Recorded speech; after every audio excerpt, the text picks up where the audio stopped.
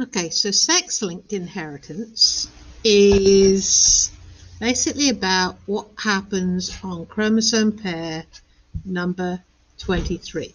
I want to give you a term here because these two terms are not in your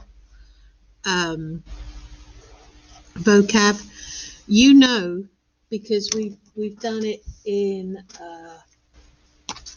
when we did the karyotyping exercise, which I'm just pulling up here. You know, we talked about pairs of chromosomes, and in humans there are 23 pairs of chromosomes. 1 through 22 are all what we call matched pairs, which means they're homologous chromosomes. And then pair number 23, you're either XX, which would make you a female, or XY would make you a male. Okay, so we've got a term here for chromosome pair number 1 through 22. Those are called AUTOSOMES, autosomes. And chromosome pair number 23, sometimes they are called allosomes. Okay. Neither of these two pairs, I've seen autosome come up in a test question before, but never allosome. But sometimes allosome are just referred to as the sex chromosome because that's the one that determines whether you are male or female. Okay, so sex chromosome. So let's look, because sometimes things are inherited, characteristics, traits are inherited differently if you're a male than if you're a female. Okay, so I'm going to give you an example.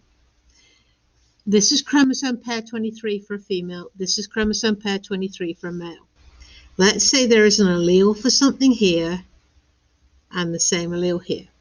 And then we got it over here on the male one. Okay, it's all good. So the normal rules of inheritance apply.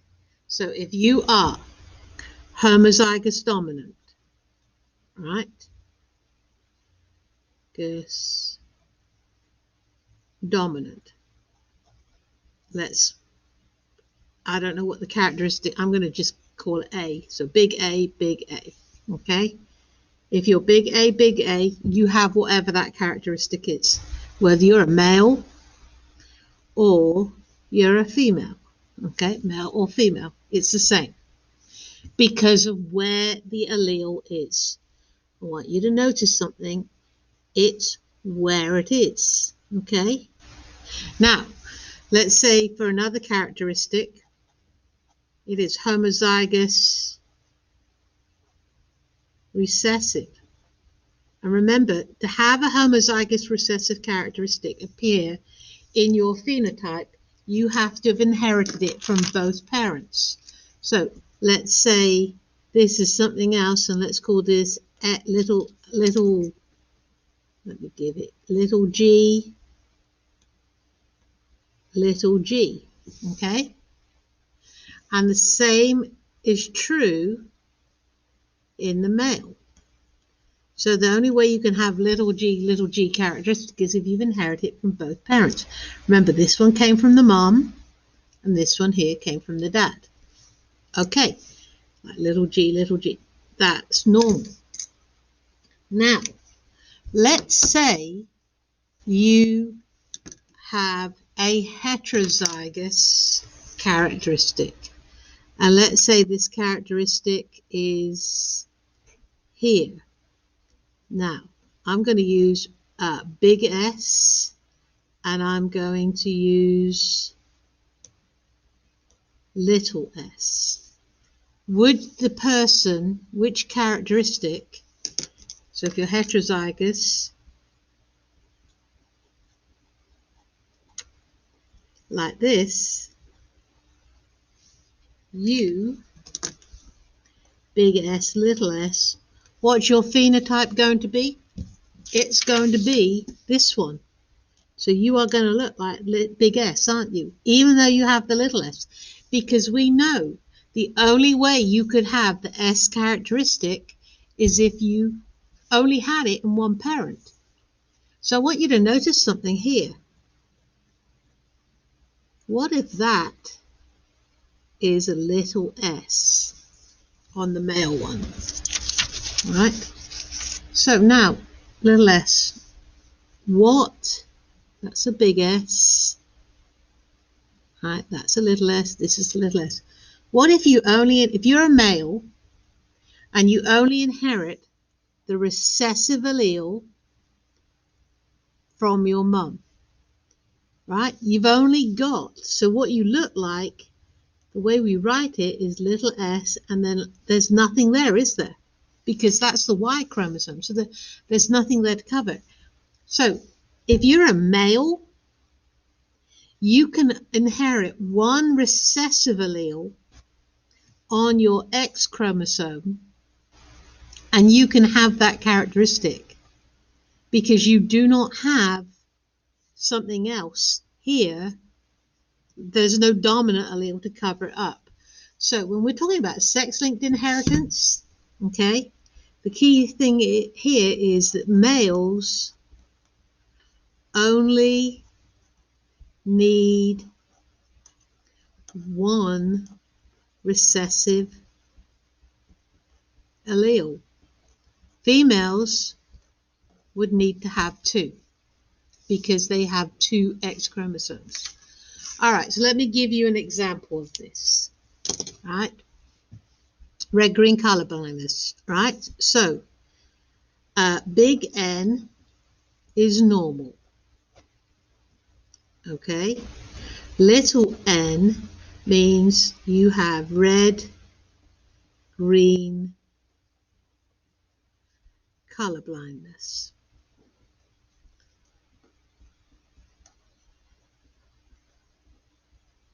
Okay, what does red-green color blindness mean? Well, it doesn't mean you can't see red and green. You'll notice here, if you've got normal vision, it is pretty obvious to you that this is a red pen, this is a green pen, and this is a brown pen. Okay? If you have red-green color blindness, you can't distinguish between these three pens. So if you're looking at three pens on this video right now, and you see three brown pens, they all look like this one here in the middle, then you probably got red-green color blindness. It's not people with red-green color blindness, they do not see in black and white. What they can't distinguish is between these three colors. Okay, so the green looks like the brown and the red looks like the brown. That's what red-green color blindness means. So I have a really good friend of mine back in England who had red-green color blindness, and we used to ride share every so often, and it would be sometimes taking your life in your hands when you got into a car with him because he was red-green color blindness, right? Well, he couldn't tell, especially on bright sunny days, whether it was the red traffic light that was lit or the green traffic light that was lit, because they all look the same. So we would regularly bust through red lights. In fact, I'd have to tell him, hey, it's a red, you need to slow down, it's red. Or you need to stop, it's a red, more to the point. Or no, you're okay, you can keep going, it's green, keep going. Because he couldn't tell the difference, he couldn't tell which light was lit, and it was really bad on bright sunny days, and we would get pulled over on a regular basis by the police, and on his driver's license it actually specified that he had red-green color blindness, and he couldn't, they wouldn't ticket him. He also had, sometimes you could tell when he had chosen what he was going to wear as opposed to his wife choosing what he was going to wear, because he would come in with some fairly crazy color combinations of things that he thought went perfectly well together, but they really didn't. So here is, so red-green color blindness, as you can see, is a recessive allele, which means if you're a female, XX, the only way you can have red-green color blindness is little n, little n. If this is your genotype, right, big N and little n, right, You do not have red-green color blindness because this one is dominant over the little one. However, because we know the way gametes work, we know that 50% of this female's eggs will have the normal allele, all right, for color blindness, and 50% of her eggs will have the allele for red-green color blindness. So there's a 50-50 chance of any boys, which you'll see in a second, getting red-green color blindness. If you are a male, right, and this is what you are, X and Y, right, there's nothing here. So this one, capital N, this male would be normal. But if he had a little n there and nothing here on the X and Y, right, what would happen now? Even though he only has one recessive allele, and we've always said, you know, to have the recessive allele, you have to be homozygous recessive. He's not homozygous recessive, well, he is homozygous recessive because he's only got one small n, right? But because it's on chromosome pair 23, this would give him red-green color blindness, right? So with boys, males, you either have it or you don't. With females, you could have it if you're homozygous, but you've got to be little n, little n. You've got to be homozygous recessive. But what we can tell with this one here is she could be a carrier of red-green color blindness. So let's see how this works in person. Here is someone with red-green. Here is we're going to do a genetic cross. So we're going to have a carrier female, right? And we are going to have a normal male. So this is chromosome pair 23. She is going to be big N, little n.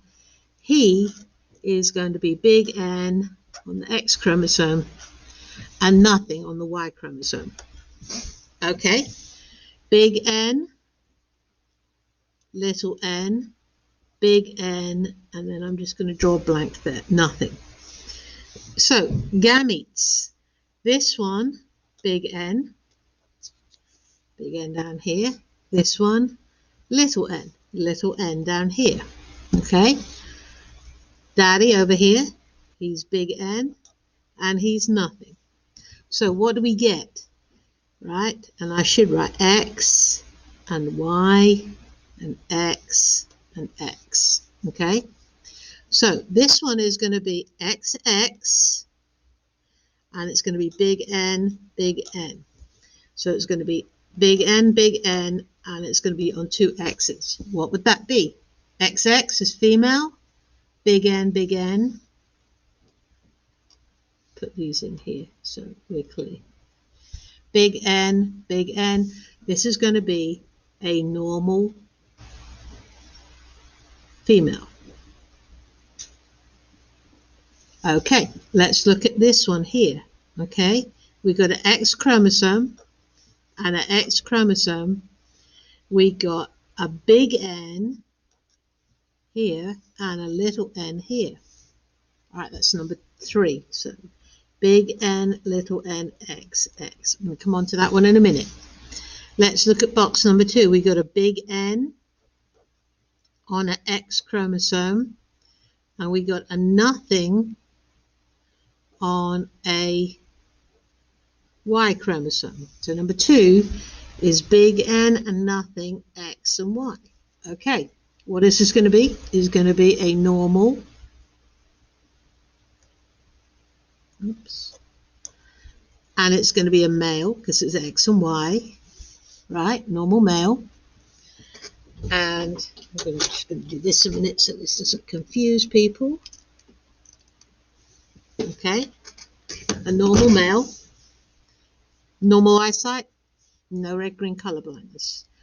And number 4 is going to be an X and a Y, X there, Y there. little n, and then a nothing. So little n and a nothing, X and Y. Okay, these last two. XX is female. Big N, little n. We can have normal eyesight and a female.